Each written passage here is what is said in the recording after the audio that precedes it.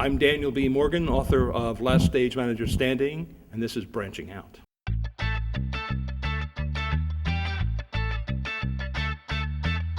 I'm Dottie Peoples, and you're watching Branching Out. Hi everyone, I'm Gloria Goban from Bass Wives LA, and you just caught me on Branching Out. Hi, we're the Braxtons, and you're watching Branching Out.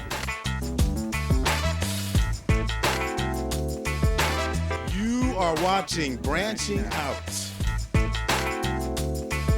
Wow, you look beautiful. Thank you. All right, hey, it's Blair Underwood watching Branching Out.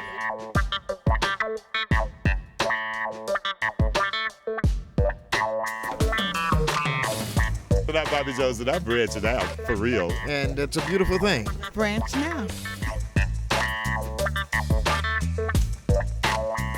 And I'm just excited to be back to celebrate the 20th anniversary.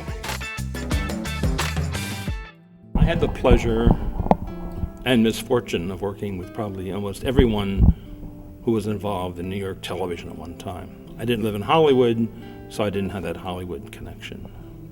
And every day was fascinating. But one of the curious things you find out early on in the game is the people behind the camera are far more fascinating than the people in front of the camera. Absolutely. Ask your cameraman that. And it's just full of ironies because I was, blessed to work with some very intelligent people. But in some areas of life, they just didn't have a clue. I organized the confusion. The stage manager really represents the director, who's sometimes a half a block away from the studio. But then you have to sort of sift through the information because the producer will tell you one thing, the director will tell you one thing, and of course, Peter Jennings will want to do something else. So it's kind of like juggling three balls simultaneously and keeping everyone happy. It's changed drastically. It's become more high-tech, more electronic. And I was blessed in the sense that, people were still personalities, and unfortunately they become robots.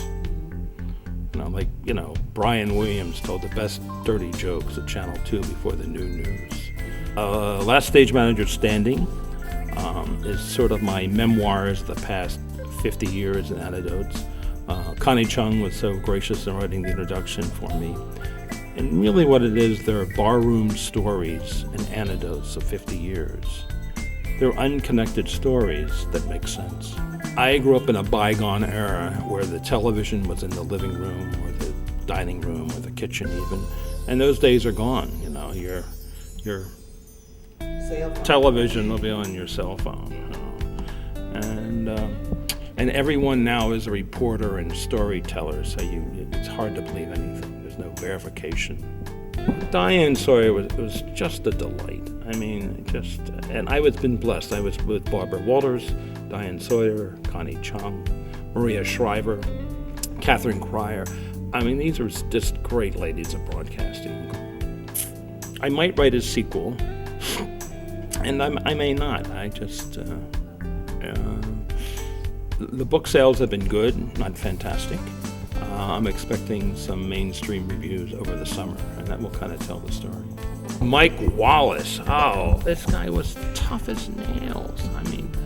Mike, he was like a bulldog, but he was fair. But I gotta tell you, if Mike was out to get you, you were a dead duck.